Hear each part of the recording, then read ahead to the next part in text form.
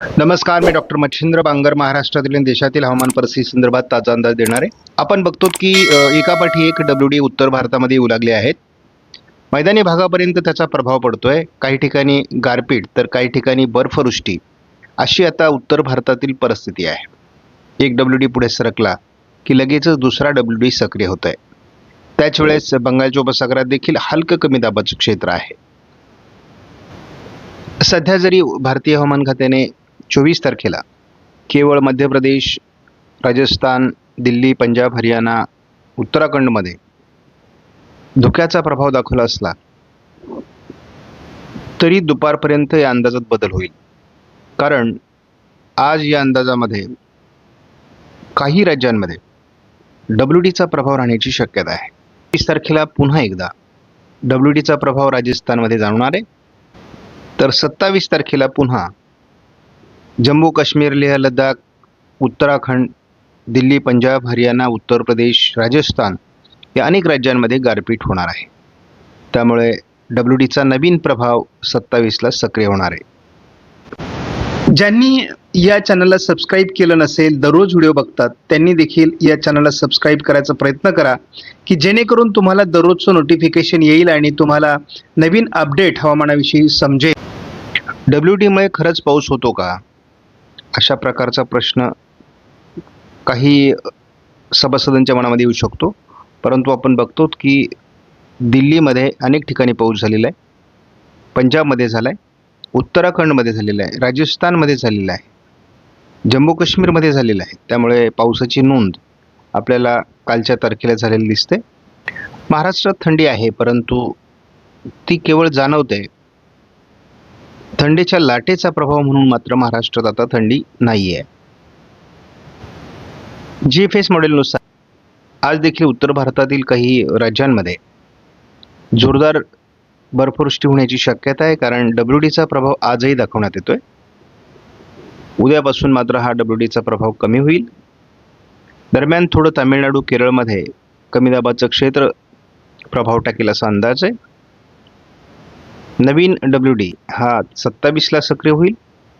28ला त्याचा मैदानी भागापर्यंत प्रभाव असेल. त्याचा प्रभाव 29ला संपण्याची शक्यता आहे. पुढे काही दिवस डब्ल्यूडीचा प्रभाव कमी होईल. मात्र आपण बघतो 1 तारखेला आणि 2 तारखेला किरकोळ डब्ल्यूडीचा प्रभाव उत्तर भारतात असणं अपेक्षित आहे. आपण बघतो की या ठिकाणी महाराष्ट्रामध्ये मराठवाडा, विदर्भ थंडी कमी झाली आहे. थोडं उत्तर महाराष्ट्र, मध्य महाराष्ट्रात थंडी जाणवते, परंतु प्रभाव कमी झाला आहे. यात आणखी प्रभाव कमी होण्याची शक्यता आहे पुढे. त्यामुळे बऱ्याच शेतकऱ्यांचे फोन होते, भेंडी लागवड करायची आहे, थंडी कमी कधी होणार आहे. तर त्या दृष्टीने हा अंदाज महत्त्वाचा आहे. आपण बघतो की महाराष्ट्रात थंडी बऱ्यापैकी कमी होते.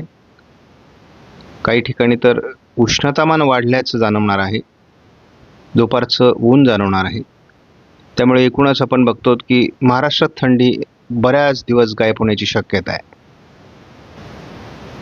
सध्या या आठवड्यामध्ये म्हणजे 23 जानेवारी ते 30 जानेवारीच्या दरम्यान CFS मॉडेलने दक्षिणेला कमी दाब तर उत्तरेत डब्ल्यूडी असं वातावरण दाखवलं आहे. आपण या अंदाजाचा मुद्दाम आढावा घेतो. फेब्रुवारीत फारसं पावसाचं वातावरण नाही आहे CFS मॉडेलनुसार. मात्र मार्चपासून वातावरण बदलणं अपेक्षित आहे. एप्रिलमध्येही वातावरण बदलणार आहे, मेमध्येही वातावरण बदलणार आहे. प्रत्येक दिवशी हा अंदाज बदलत असतो.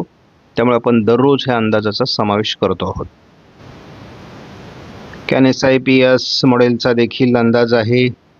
दक्षिण मराठवाडा, पश्चिम महाराष्ट्र, दक्षिण विदर्भ या ठिकाणी एप्रिलमध्ये, तर संपूर्ण भारतात मेमध्ये पावसाचा अंदाज आहे.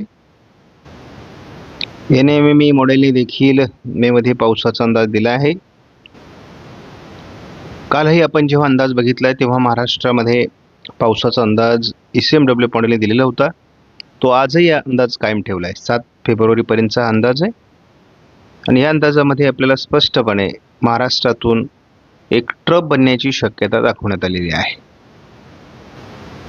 आपण ECMW मॉडेलनुसार बघतो उत्तरेमध्ये एक डब्ल्यूडी सरकतोय आणि दक्षिणेत अगदी कर्नाटक, रायलसीमा, तामिळनाडू आणि केरळमध्ये एक तीव्र कमी दाबाची शक्यता आहे. 27 तारखेला महाराष्ट्राच्या काही भागात पावसाळी वातावरणाचा अंदाज या मॉडेलने तरी अजून कायम ठेवला आहे. त्यामुळे या वातावरणात काही बदल होतो का यावर आपण लक्ष ठेवून आहोत. 28 तारखेला देखील महाराष्ट्रात तुरळक मराठवाडा, पश्चिम विदर्भ, पश्चिम महाराष्ट्राचा पूर्व भाग या ठिकाणी पावसाचा अंदाज आहे. केवळ 2 दिवस हा अंदाज आहे. 29 पासून पुन्हा वातावरण उघडणार आहे. नवीन WD मुळे उत्तर महाराष्ट्रामध्ये थोडं 31 तारखेला वातावरण असण्याची शक्यता आहे. यापुढे WDचा प्रभाव एकापाठी एक येत राहणार आहे. मैदानी भागापर्यंत गारपीट होणार आहे. महाराष्ट्रात मात्र त्याचा प्रभाव केवळ 27-28 दाखवण्यात आला आहे. या मॉडेलचा जेव्हा अंदाज आपण बघतो तेव्हा अतिशय किरकोळ अशा प्रकारचं वातावरण महाराष्ट्रामध्ये दाखवलं जातं आहे. परंतु त्यासाठी फार भीती बाळगण्याची महाराष्ट्रातील शेतकऱ्यांना गरज नाही. आज देखील नंदुरबार, नाशिक, पुणे जिल्ह्यामध्ये ढगाळ वातावरण राहणार आहे. थोडं अकोला, संभाजीनगरच्या उत्तरेला देखील असू शकतं. थोडं नंदुरबारमध्ये आज उशिरा हलक्या पावसाची शक्यता देखील निर्माण होऊ शकते. उद्या 25 तारखेपासून बंगालच्या उपसागरातील वारे आणि उत्तर भारतातील WDचे वारे यांचा मिलाप महाराष्ट्राच्या काही भागात होत असल्यामुळे ढगाळ परिस्थिती वाढण्याची शक्यता आहे. आपण बघतो स्पष्टपणे बंगालच्या उपसागरातील वारे बाष्प घेऊन महाराष्ट्रामध्ये सक्रिय होत आहेत. त्यामुळे महाराष्ट्रातील काही भागात तुरळक स्वरूपात पावसाचा अंदाज आहे. 26 तारखेला कोल्हापूर, सांगली, सातारा, पुणे पूर्व भागामध्ये थोडं वातावरण 26ला रात्री देखील असण्याची शक्यता आहे. 27 तारखेला मात्र पुणे पूर्व, अहिल्यानगर, सातारा, सोलापूर, धाराशिव, लातूरच्या काही भागात, कोल्हापूर आणि सांगलीच्या काही भागात जोरदार पावसाचा अंदाज आहे. आपण जर हा अंदाज थोडा पुढे सरकवला तर आपल्याला स्पष्टपणे याचा प्रभाव संभाजीनगर, जालना, अकोला, अमरावती, वाशिम, हिंगोली, अगदी नांदेड, परभणी, बीडपर्यंत तयार होतोय. त्यामुळे एखाद दुसऱ्या ठिकाणी गारपिटीची शक्यता नाकारता येत नाही, कारण याचा WDशी संबंध आलेला आहे. त्यामुळे आपण बघतो कोल्हापूर, सातारा, अहिल्यानगर आणि पुणे पूर्व, सातारा पूर्व भागामध्ये वातावरण अधिक राहण्याची शक्यता आहे. साधारणपणे हे वातावरण आपल्याला 27 तारखेला बराच काळ महाराष्ट्रावर परिणाम करेल असं दिसते. आत्ताच्या अंदाजानुसार ज्या भागात ही ढगाळ वातावरण तयार होणार आहे ते जवळपास 28 तारखेपर्यंत सक्रिय राहील असं दिसते. त्यामुळे मराठवाड्याचे काही जिल्हे आणि पश्चिम महाराष्ट्राचे, मध्य महाराष्ट्राच्या काही जिल्ह्यांमध्ये हा परिणाम जाणवतोय. पुढेही महाराष्ट्रामध्ये ढगाळ परिस्थिती राहण्याची शक्यता आहे. 29ला देखील आपण बघतो की महाराष्ट्रात ढगाळ परिस्थिती असणार आहे. 30 तारखेला देखील महाराष्ट्रात ढगाळ परिस्थिती मोठ्या प्रमाणात आहे. मालेगावसह नंदुरबार, धुळे, जळगावमध्ये मोठी ढगाळ परिस्थिती किंवा पावसाच अनुकूल परिस्थिती आपल्याला 31ला पहाटे दिसते. 31 तारखेला देखील महाराष्ट्रात मोठी ढगाळ परिस्थिती बघायला मिळेल.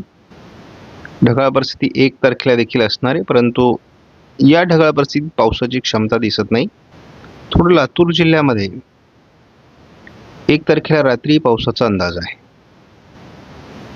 आपण बघतो 2 तारखेला रात्री थोडं वातावरण लातूर, नांदेड, परभणीच्या भागात असू शकतं.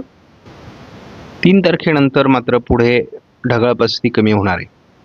त्यामुळे शेतकऱ्यांनी हा अंदाज लक्षात घ्यावा.